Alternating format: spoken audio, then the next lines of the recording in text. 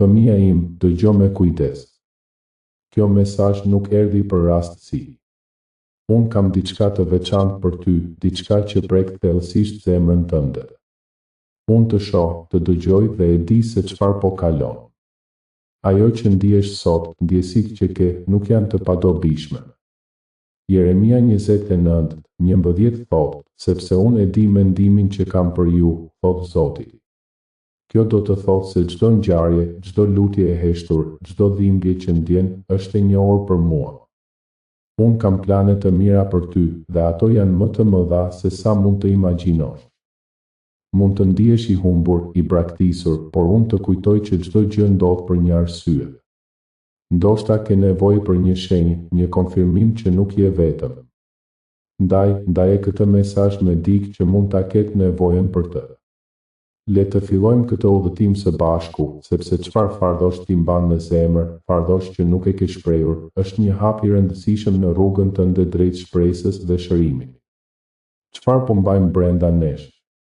Cilat fardosh ende të rëndojnë, të fshehura nën sipërfaqe?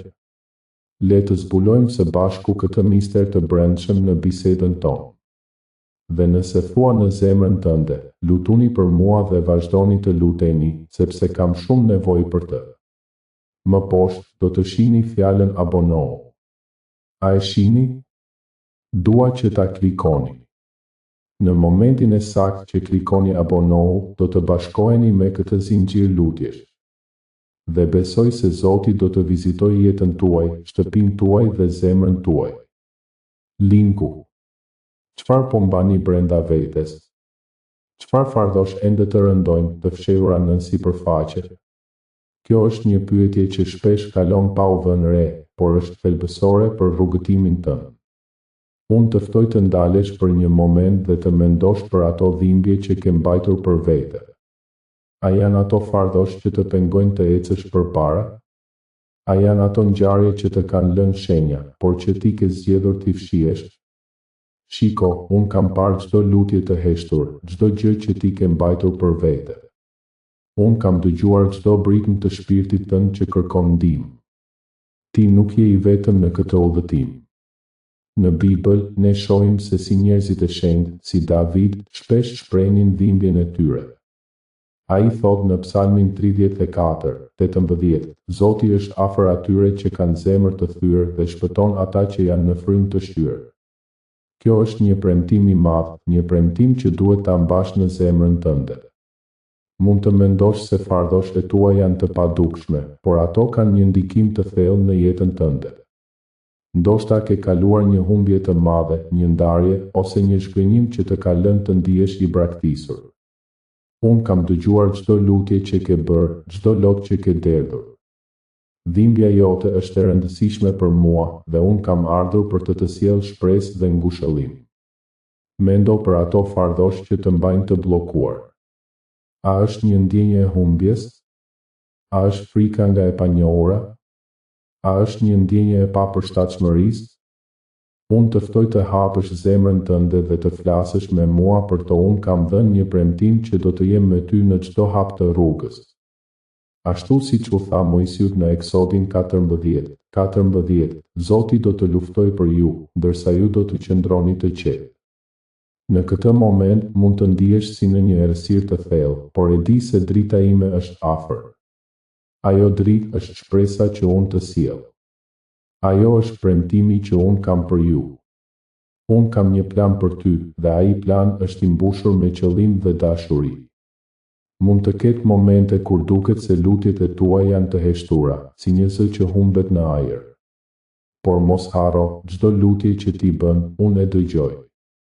Çdo mendim që ke, unë e njoh. Çdo dhimbje që ndjen, unë e ndjej. Unë jam këtu për të kujtuar se çdo fardosh e mbajtur në zemrën tënde ka një zgjidhje. Çdo fardosh e fshehur ka një dritë që mund të dalë përmes saj. Kur David ishte në vështirësi, ai shpesh e kthente zemrën e tij te mua. Ai shkruante: "Ktheu te Zoti, o shpirti im, sepse ai është shpresa ime." Kjo është ajo që unë të ftoj të bësh. Ktheu te mua me çdo fardosh që ke. Nëse ndihesh i mbingarkuar, e di se unë kam ardhur për të lehtësuar. Mund të ndihesh si një fëmijë që ka humbur rrugën në një pyll të errët. Por unë të siguroj se unë kam një dritë që do të udhëheq. Unë kam një plan për të rikthyer në rrugën e duhur, për të sjellë në një vend të paqes dhe ngushëllimi. Ajo që ndodh në jetën tënde është një pjesë e madhe e formimit tënd. Unë kam nevojë që ti të kuptosh se çdo fardosh është një mundësi për të rritur besimin tënd në mua. Çdo fardosh është një mundësi për të mësuar dhe për të u rritur. Ndaj, ndihmoj veten të hapësh zemrën tënde dhe të flasësh me mua për ato fardosh. Kjo është vetëm fillimi i udhëtimit tonë.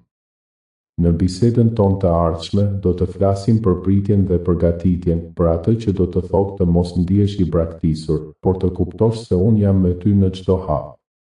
Le të vazhdojmë së bashku këtë udhëtim, sepse unë kam shumë për të zbuluar për ty, unë kam shumë të mira për të sjellë në jetën tënde. Të lutem, mbaj mend fjalët e mia dhe hap zemrën tënde për atë që do të vijë. Nëse ky mesazh të gjeti në një orë të vështirë, dhurata jote ndihmon që ky fjalë të mbetet e lirë dhe e disponueshme për shpirtin tjetër që po vuan. Dhuro përmes lidhjes në përshkrim. Nëse ndihesh i braktisur, e di se sa e vështirë është të presësh. Pritja është një provë e madhe besimi, dhe shpeshherë ajo na bën të ndjehemi të humbur. Por, le të kuptojmë së bashku se pritja nuk është një shenjë e dobësisë, por një shenjë e forcës dhe e besimit të thellë në mua. Unë kam parë çdo lutje që ke bërë, çdo ëndër që ke mbajtur në zemrën tënde, çdo dëshirë që ke shprehur në heshtje. E di se ndonjëherë mund të duket se përgjigjet nuk po vijnë, por të lutem, mos harro se unë kam një plan për ty. Pritja është pjesë e atij plani. Ajo është një mundësi për të u përgatitur për atë që unë kam përgatitur për ty. Mendoni për Abrahamin. Ai priti për shumë vite për të pasur një pasardhës, një premtim që unë i bëra. Ai u përball me dyshime dhe frikë, por ai nuk u dorëzua. Ai vazhdoi të besonte dhe të priste, dhe në fund, unë e bekoj atë me Isakun. Kjo është ajo që dua të them. Ndonjëherë pritja është një test i besimit, një mundësi për të rritur lidhjen tuaj me mua. Mos e shiko pritjen si një periudhë të humbur, por si një periudhë për përgatitje. Unë kam nevojë që ti të jesh i gatshëm për atë që do të vijë. Pritja është një mundësi për të reflektuar, për të mësuar dhe për të u rritur. Le të shohim se si mund ta përdorim këtë kohë për të forcuar lidhjen tonë. Kur ndihesh i braktisur, kujto se unë jam gjithmonë pranë teje. Unë kam thënë në fjalën time, asnjëherë nuk do të lë, as nuk do të braktis. Hebrejve 13:5. Kjo është një premtim që unë e mbaj. Çdo moment që kalon, unë jam me ty, duke të udhëhequr dhe duke të mbështetur. Mund të ndihesh i vetmuar, por unë të ftoj të hapesh dhe të bisedosh me mua. Flit për frikrat e tua, për shqetësimet e tua, për ëndrat e tua. Unë dëgjoj çdo fjalë, çdo gjëm të zemrës tënde. Dhe, kur ti më kërkon, unë do të jap forcën për të vazhduar. Mos harro se kjo është një periudhë për përgatitje.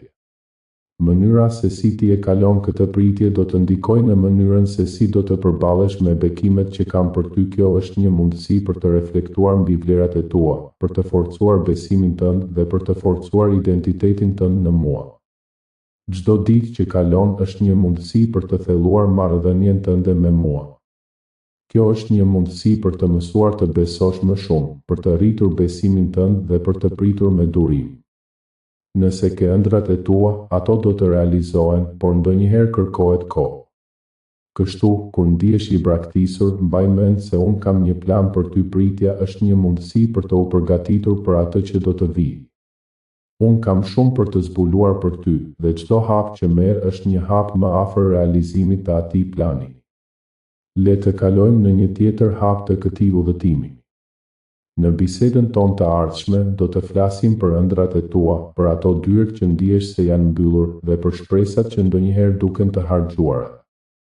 Unë jam këtu për të udhëhequr dhe për të ndihmuar të zbulosh se asgjë nuk është e humbur kur je me mua. Le të vazhdojmë së bashku, sepse unë kam shumë për të zbuluar në jetën tënde.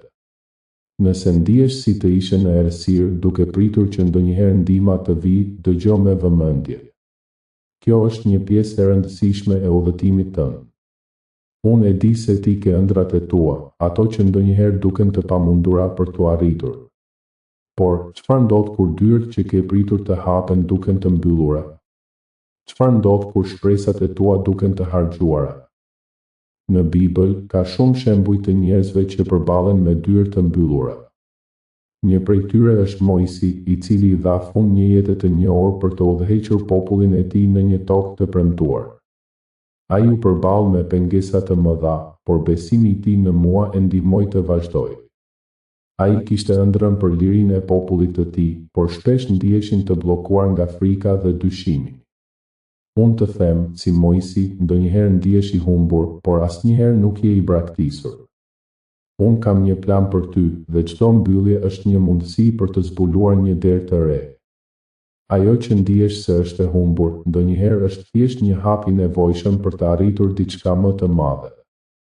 Mund të ndihesh si David, i cili përballi sfida të mëdha për të arritur në fronin e tij. Ai kaloi në përvale të vështira, duke u ndier i braktisur, por besimi i tij në mua e mbajti të fortë. Ai e dinte se çdo pengesë ishte një mundësi për t'u afruar me mua. Ai e dinte se, pavarësisht se si ndiheshin rrethanat, unë isha gjithmonë me të. Ai di se çdo dyert e mbyllur të jetës tënde ka një arsye tim. Unë kam një plan për çdo pengesë që has. Nëse ke ëndrat që janë dukur të harxhuara, mbaj mend se unë kam një mënyrë për t'i ringjallur ato. Kjo është një mundësi për të rritur besimin dhe për të pritur me durim. Mund të ndihesh i lodhur nga pritja, por çdo ditë është një mundësi për të u përgatitur për atë që do të vijë. Unë po të ftoj të mos heqësh dorë. Mos lejo që frika të ndalojë. Kjo është një kohë për të rritur besimin dhe për të thelluar lidhjen tënde me mua. Çdo herë që ndihesh i braktisur, kujto se unë jam këtu. Unë kam parë çdo lot që ke derdhur, çdo lutje që ke bërë në heshtje. Unë e di se sa e vështirë mund të jetë të presësh, por çdo presje është një mundësi për të u rritur dhe për të u përgatitur për bekimet që po vijnë. Për të vazhduar këtë udhëtim, le të flasim për identitetin tënd, për vlerën që ke në sytë e mi. Nëse ndihesh si të ishe i humbur, le të zbulojmë së bashku se kush je dhe çfarë ke për të ofruar. Sepse çdo dyert e mbyllur është një mundësi për të zbuluar vlerën tënde të vërtetë. Unë kam shumë për të zbuluar për ty, dhe çdo hap që merr është një hap më afër realizimit të atij plani. Prandaj, le të vazhdojmë së bashku, sepse unë kam shumë për të zbuluar në jetën tënde. Nëse ndihesh i humbur, le të zbulojmë së bashku se kush je dhe çfarë ke për të ofruar. Kjo është një udhëtim që kërkon guxim, por unë jam këtu për të mbështetur. Sepse çdo dyert e mbyllur është një mundësi për të zbuluar vlerën tënde të vërtetë. Dhe tani, le të flasim për identitetin tënd, për atë që të bën unik. Ti je krijuar sipas imazhit tim, dhe kjo është një e vërtetë e thellë. Në Psalmin 139:14, unë të kam thënë, unë të falenderoj, sepse jam krijuar në mënyrë të mrekullueshme. Kjo do të thotë se ti ke një vlerë të pashlyeshme. Çdo pjesë e jotja, çdo ndjenjë, çdo ëndër e brendshme ka rëndësi. Mund të ndihesh si një copë e thyer, por kujto se edhe copat më të thyer mund të bëhen pjesë të një arti të mrekullueshëm. Në historinë e Jezusit dhe gruas që vuante nga hemoragjia, ajo e dinte se vetëm një prekje e rrobave të tij do ta shëronte. Ajo kishte besim, dhe besimi i saj e çoi në një takimin të transformues. Po ashtu, unë të ftoj të besosh në vlerën tënde. Çdo herë që ndihesh i pavlerë, kujto se unë të kam krijuar me qëllim. Ti je më shumë se sa rrethanat që të rrethojnë. Ti je më shumë se sa dështimet e kaluara. Unë kam një plan për ty, një plan që është për të dhënë shpresë dhe një të ardhmen. Jeremia 29:11 thotë, sepse unë e di mendimin që kam për ju, thotë Zoti, mendime për mirësi dhe jo për të keq. Kjo është një premtim i fuqishëm. Ti je i dashur, i çmuar dhe i nevojshëm. Në çdo hap të jetës tënde, unë jam me ty në çdo moment të dyshimit, unë të ftoj të kthehesh te unë.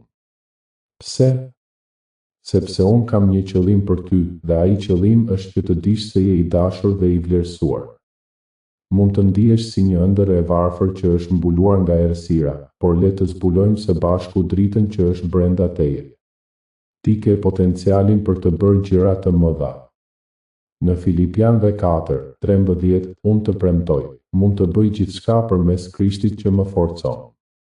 Prandaj, kur të ndihesh i paqartë për identitetin tënd, kujto se ti je krijimi im, një vepër e mrekullueshme e artit tim.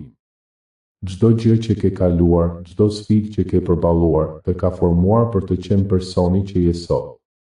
Le të shohim së bashku se si mund t'i përdorësh këto përvoja për të ndihmuar të tjerët. Kur e kupton vlerën tënde, ti do të jesh në gjendje të ndihmosh edhe ata që ndihen të humbur. Ti do të jesh një dritë për ata që janë në errësirë. Le të jemi së bashku në këtë udhëtim, sepse nëse unë kam besim në ty, edhe ti duhet të kesh besim në veten tënde. Ndërsa vazhdojmë, le të flasim për besimin, për bindjen dhe për qetësinë që vjen nga unë. Sepse, kur e kupton se kush je, mund të ecësh me besim në çdo hap të jetës tënde. Dhe kjo do të jetë një udhëtim i mrekullueshëm. Le të vazhdojmë së bashku, sepse ka shumë më tepër për të zbuluar. Unë kam për të bërë gjëra të mëdha në jetën tënde. Kjo është vetëm fillimi i një udhëtimi të mrekullueshëm që do të na çojë në vende që si kemi imagjinuar kurrë. Dhurimi juaj nuk është vetëm mbështetje për këtë kanal, ndihmon në sjelljen e shpresës për dikë që lutet në heshtje sonte. Përdorni lidhjen e dhurimit në përshkrim. Le të vazhdojmë këtë udhëtim të mrekullueshëm së bashku, sepse tani do të flasim për një temë thelbësore: besimi, bindja dhe qetësia që vjen nga unë. Çdo hap që merrni, çdo vendim që bëni, është një mundësi për të treguar besimin tuaj në mua. Por si mund të arrijmë këtë besim? Si mund të qëndrojmë të bindur dhe të qetë përballë sfidave që na vijnë? Kur shohim historinë e Abrahamit, ne shohim një njeri që u thirr për të lënë gjithçka që kishte njohur. Ai u thirr të largohej nga vendi i tij, nga familja e tij dhe të ndiqte një rrugë të panjohur. Ai nuk e dinte se ku do ta çonte kjo rrugë, por ai e dinte se kush e kishte thirrur. Ai kishte besim. Ai kishte bindje. Ai kishte qetësi, sepse e dinte që unë isha me të. Tani, ndoshta ju ndiheni si Abraham në disa momente të jetës tuaj. Ndoshta jeni përballur me vendime të vështira, me dilema që ju lën të ndiheni të humbur. Por e di çfarë? Unë kam një plan për ty, unë kam një qëllim për jetën tënde. Prandaj, besimi yt është thelbësor. Ai është qelësi që hap dyert e mundësive që unë kam për ty. Besimi nuk është vetëm një ndjenjë, është një veprim. Kur besoni, ju veproni. Ju bëni hapa, ju merrni vendime që janë në përputhje me atë që unë kam thënë. Në Hebrejve 11:1 thuhet, besimi është sigurimi i gjërave që shpresojmë dhe provimi i gjërave që nuk i shohim. Kjo është ajo që ju thirr për të bërë. Ju jeni thirrur të besoni në atë që nuk e shihni ende, por që e dini se unë kam premtuar. Dhe çfarë do të thotë të jesh i bindur? Të jesh i bindur do të thotë të ndihesh i sigurt për vendimet që merr. Ndoshta ndiheni të pasigurt për atë që po bëni, por unë ju them, mos ki frikë, sepse unë jam me ty. Në momentet kur duket se gjithçka po shkon keq, unë jam atje për të mbështetur. Unë kam një plan që është më i madh se çdo sfidë që përballesh. Qetësia që vjen nga unë është një dhuratë e veçantë. Është ajo paqe që kalon çdo kuptim. Në Filipianëve 4:7 thuhet, dhe paqja e Perëndisë, e cila kalon çdo kuptim, do të ruajë zemrat dhe mendjet tuaja në Krishtin Jezus. Kur besoni dhe jeni të bindur, ju filloni të përjetoni këtë paqe. Paqe që është e pavarur nga rrethanat tuaja. Paqe që ju jep forcë për të vazhduar përpara. Kështu, si mund ta praktikoni këtë besim dhe bindje në jetën tuaj të përditshme? Filloni me lutje. Flisni me mua çdo ditë.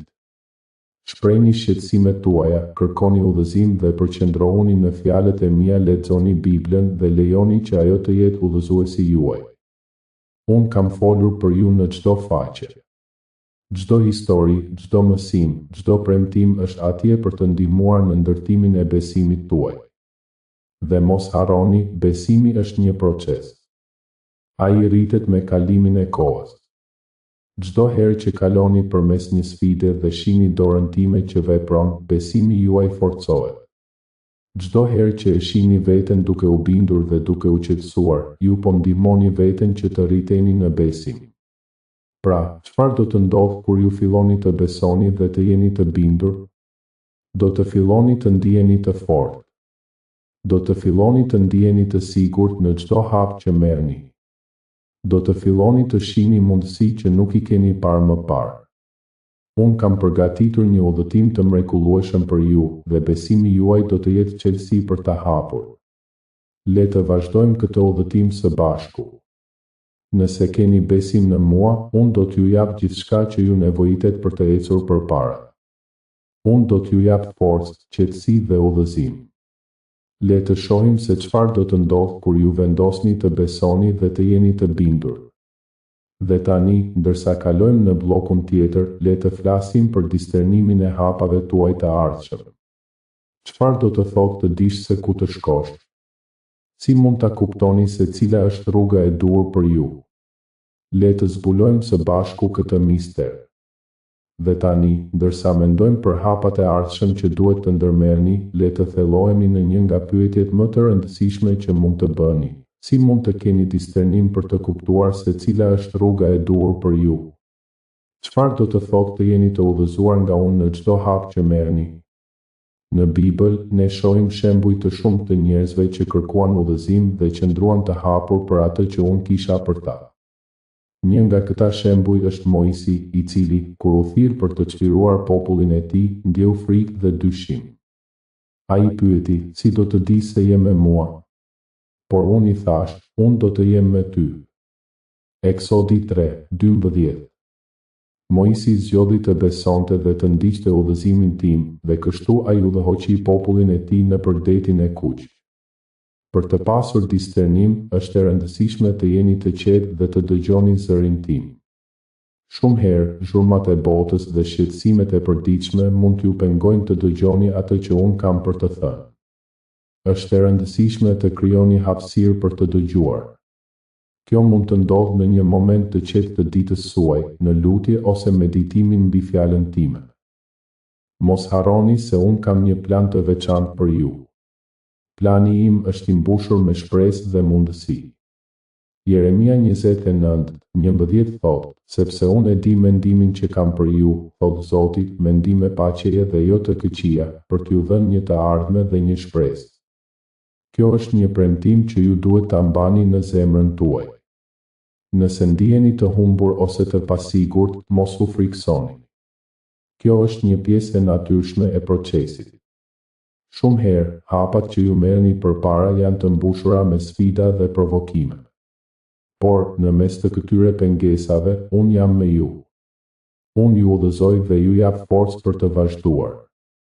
Për të kuptuar më mirë se si të bëni zgjedhje të mençura, është e rëndësishme të jeni të lidhur me fjalën time. Leximi i Biblës dhe reflektimi mbi atë që unë kam thënë do t'ju ndihmojë të kuptoni më qartë udhëzimin tim. Një shembull tjetër është Salomoni, i cili kërkoi mençuri për të udhëhequr popullin e tij. Ai e dinte se nuk mund të bënte këtë vetëm me forcën e tij. Në një Mbretërve 3:9, ai lutet, më jep një zemër të mençur që të mund të gjykoj popullin tënd. Unë ja dhash atë mençuri, dhe ai bëri zgjedhje të urta që e bën mbretërinë e tij të lulëzonte. Ndaj, si mund të filloni të zbuloni hapat tuaj të ardhshëm? Filloni duke kërkuar për shenja. Mund të jenë njerëzit rreth jush, situatat që ndodhin, ose ndjenjat që ju udhëzojnë. Këto janë të gjitha mënyra që unë komunikoj me ju. Mos harroni se çdo hap që merrni është një mundësi për të rritur besimin tuaj. Çdo hap që merrni, qoftë i vogël apo i madh, është një hap drejt përmbushjes së qëllimeve që kam për ju. Kjo është një udhëtim dhe çdo udhëtim kërkon kohë. Tani, ndërsa po kalojmë në bllokun tjetër, le të flasim për atë që ndodh nëpërmjet dhimbjes dhe formimit të shpirtit tuaj. Si ndihmon dhimbja në formimin e identitetit tuaj dhe si mund ta shihni atë si një mundësi për rritje? Le të zbulojmë së bashku këtë mister të madh. Dhimbja që përjetoni sot, ajo që ndjeni si një barë e rëndë mbi shpatullat tuaja, është një proces që ju formon. Ajo është një vale që kalon përmes shpirtit tuaj, duke ndihmuar në formimin e identitetit tuaj. Çdo moment dhimbjeje është një mundësi për të rritur forcën tuaj. Unë e di që ndonjëherë ju ndjeni të humbur, të braktisur, por lejoni që kjo dhimbje të jetë një mësues i mençur. Mendoni për Jobin, atë njeri të drejtë që përballoi prova të tmerrshme. Ai humbi gjithçka, por në mes të dhimbjes së tij, ai u afrua më shumë me mua. Ai nuk e humbi besimin e tij, përkundrazi, ai e forcoi atë. Ai tha, të gjitha ata që e njohin emrin tënd do të kenë besim në ty, sepse ti nuk i braktis ata që të kërkojnë. Psalmi 9:10. Kjo është një dëshmi se dhimbja nuk është fundi, por një fillim i ri. Çdo herë që ndjeni dhimbje, kujtoni se ju jeni duke u formuar. Ajo që ndodh në brendësi të jush është po aq e rëndësishme sa ajo që ndodh jashtë. Unë jam me ju në çdo hap të kësaj rruge. Dhimbja mund të duket e errët, por ajo është gjithashtu një mundësi për të zbuluar dritën brenda jush. Ju jeni krijuar për të ndriçuar këtë botë dhe ndonjëherë, për të shkëlqyer, duhet të kaloni përmes errësirës. Ajo që ju ndjeni sot është një mundësi për të rritur besimin tuaj dhe për të kuptuar se sa të fortë jeni. Çdo moment i dhimbjes është një mundësi për të kërkuar më shumë nga unë, për të kërkuar udhëzim dhe forcë. Unë dëshiroj që ju të kuptoni se çdo sfidë që përballoni është një hap drejt qëllimeve të mia për ju. Ndoshta ndjeni si një bimë që është mbjell në një tokë të vështirë. Ajo që ndjeni si një pengesë është në të vërtetë një mundësi për të rritur rrënjët tuaja më thellë. Më lejoni të ju kujtoj historinë e Mojsiut, i cili u përball me shumë sfida gjatë udhëtimit të tij. Ai kaloi përmes shumë vështirësish, por çdo provë e bëri atë më të fortë dhe më të afërt me mua. Ai u bë një udhëheqës i madh, sepse ai më kërkoi në çdo hap të tij. Ju jeni në një udhëtim të ngjashëm. Çdo dhimbje që ndjeni, çdo pengesë që hasni, është një mundësi për të rritur besimin tuaj dhe për të zbuluar forcën që ndodhet brenda jush. Ju jeni më të fortë se sa mendoni dhe unë jam këtu për t'ju mbështetur. Kur kaloni përmes dhimbjes, mos harroni të kërkoni mbështetje. Flisni me mua, ndihmoni veten të shihni dritën në errësirë. Ajo që ndjeni sot nuk është një fund, por një fillim i ri. Unë kam plane të mëdha për ju, dhe çdo hap që merrni drejt përmbushjes së atyre planeve fillon me një kuptim të thellë të dhimbjes dhe formimit tuaj. Dhe tani, ndërsa po kalojmë në bllokun tjetër, le të flasim për restaurimin tuaj të brendshëm. Si mund të shihni dhimbjen tuaj si një mundësi për të ndryshuar për mirë? Si mund të përgatiteni për transformimin që do të vijë? Le të zbulojmë së bashku se si e gjitha kjo lidhet me dritën që ju jeni krijuar të jeni. Nëse kjo lutje të forcoj, bëj një dhurim përmes lidhjes në përshkrim që ky shërbim të vazhdojë të arrijë njerëzit që ndihen të vetmuar. Dhe tani, ndërsa flasim për restaurimin tuaj të brendshëm, është e rëndësishme të kuptoni se ky proces është thelbësor për çdo ndryshim të jashtëm që dëshironi të përjetoni. Si mund të ndiheni të gatshëm për transformimin që do të vijë? Si mund t'i shihni sfidat tuaja si mundësi për të ndërtuar diçka të re brenda jush? Unë e di që shumë prej jush ndiheni të lodhur nga lufta me dhimbjen. Ajo që ndjeni sot mund të duket si një barë e rëndë, por le të ju kujtoj se çdo ngjarje, çdo përvojë ka një qëllim. Në Romakëve 8:28, unë ju thash, dhe ne dim se për ata që e duan Zotin, të gjitha gjërat punojnë së bashku për të mirën. Kjo do të thotë se çdo dhimbje, çdo humbje, çdo sfidë që kaloni, është pjesë e një plani më të madh që unë kam për ju. Mund të ndiheni si Mojsi, i cili kaloi vite duke u përgatitur në shkretëtir për atë moment të madh që do ta çonte popullin e tij në lirinë e premtuar. Ai nuk e dinte se sa shumë do të formohej dhe do të forcohej gjatë asaj periudhe të dukshme të errët. Por unë isha me të në çdo hap të rrugës. Unë e përdora atë kohë për ta bërë atë udhëheqësin që e nevojitja. Kështu edhe ju, çdo herë që ndiheni të braktisur, çdo herë që ndiheni se jeni duke humbur kontrollin, kujtoni se unë jam duke punuar në zemrën tuaj. Unë po ju formoj, duke ju dhënë forcën që ju nevojitet për të përballuar çdo sfidë që do të vijë. Çdo dhimbje që ndjeni sot është një mundësi për të rritur besimin tuaj dhe për të forcuar karakterin tuaj. Mund të keni ëndrat tuaja të varura, siç ndodhi me shumë profet në Bibël. Siç ishte Jona, i cili u dërgua për të predikuar në Niniv, por përfundoi duke u përballur me një sfidë të madhe. Ai u përpoq të ikte nga plani im, por unë e përdora atë për të sjellë një mesazh shprese dhe shpëtimi. Edhe në errësirën e tij, unë isha atje, duke e udhëhequr dhe duke e formuar.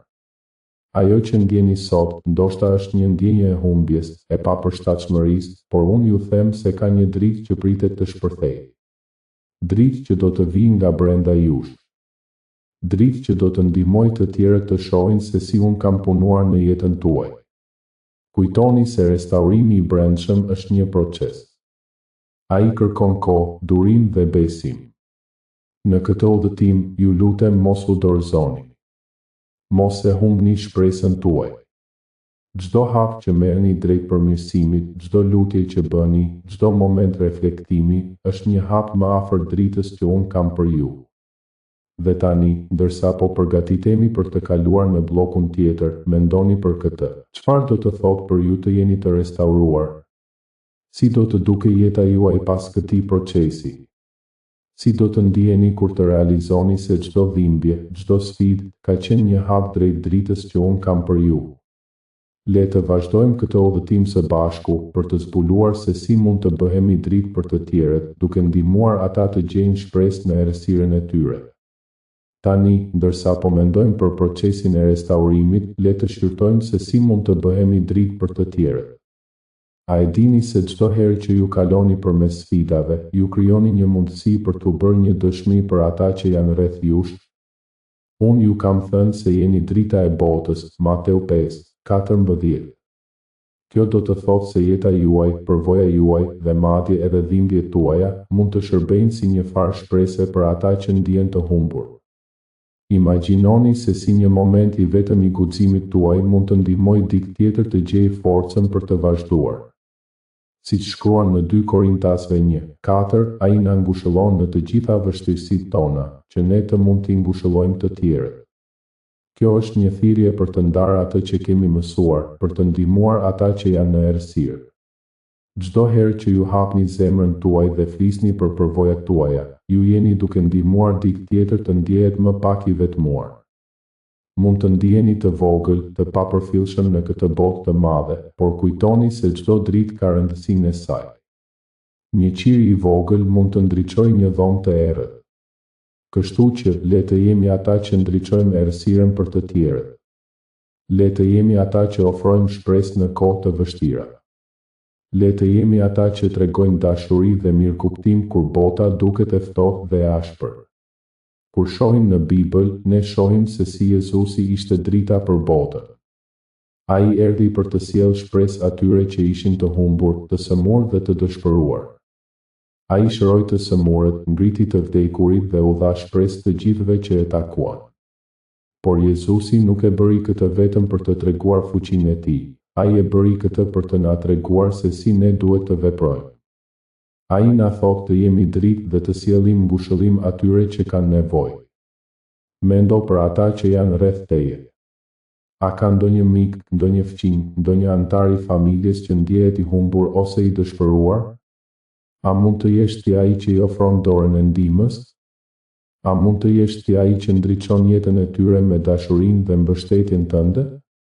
Mos e nënvlerëso fuqinë e fjalëve dhe veprimeve të tua. Çdo akt i vogël i dashurisë ka potencialin të ndryshojë një jetë. Dhe ndërsa vazhdoni këtë rrugëtim, kujtoni se ju nuk jeni vetëm. Unë jam me ju. Unë kam parë çdo lot, çdo dhimbje, çdo sfidë që keni kaluar. Unë kam dëgjuar çdo lutje që keni bërë në heshtje. Unë kam qenë aty, duke pritur me durim që ju të kuptoni se ju jeni të dashur dhe të çmuar në sytë e mi. Ju jeni pjesë e një plani më të madh, një plan që përfshin ndihmën e të tjerëve dhe sjelljen e dritës në errësirë. Dhe kështu, le të vazhdojmë të ecim përpara, duke u përgatitur për bllokun e fundit. Çfarë do të thotë të jesh dritë për të tjerët? Si mund të bëni një ndryshim në jetën e dikujt tjetër? Si mund të bëni që dashuria dhe shpresa të ndriçojnë në errësirën e botës? Le të jemi të gatshëm të zbulojmë përgjigjet së bashku. Kthe këtë moment në dashuri në veprim, dhuro tani përmes linkut në përshkrim dhe ndihmo këtë mesazh të arrijë dikë që është afër dorëzimit. Në këtë udhëtim që kemi ndarë, ka ardhur koha për të përfunduar me një mesazh të fuqishëm. Çfarë do të thotë të jesh dritë për të tjerët? Si mund të bëni një ndryshim në jetën e dikujt tjetër? Këto janë pyetje që kërkojnë reflektim të thellë dhe veprim të guximshëm. Unë ju ftoj të mendoni për momentet kur dikush ka ndriçuar errësirën tuaj. A ishte një fjalë e thënë në kohën e duhur? Një veprim i vogël që kishte një ndikim të madh? Tani, imagjinoni se ju mund të jeni ai dritë për dikë tjetër. Kur Jezusit ju ofrua mundësia për të ndihmuar, ai nuk hezitoi. Ai e dinte se çdo veprim dashurie kishte fuqinë të ndryshonte jetë. Në Mateu 5, 14-16, ai thotë, ju jeni drita e botës. Një qytet që ndodhet në një kodër nuk mund të fshihet. Po ashtu, nuk ndizet një lamp dhe vihet në një mast, por në një mbajtëse, dhe ajo ndriçon të gjithë ata që janë në shtëpi. A jeni të gatshëm të jeni drita në jetën e dikujt tjetër? A jeni të gatshëm të ndihmoni, të inkurajoni dhe të sjellni shpresë? Nuk është gjithmonë e lehtë të jesh dritë. Ndonjëherë, errësira rreth nesh duket e madhe dhe e pakapshme. Por kujtoni se drita më e vogël mund të ndriçojë hapësira të mëdha. Një fjalë e dashur, një veprim i vogël dashurie, mund të sjellë një ndryshim të madh. Kjo është ajo që ju jeni thirrur të bëni. Ju jeni thirrur të jeni dritë në errësirë, të sjellni shpresë atyre që kanë nevojë për të.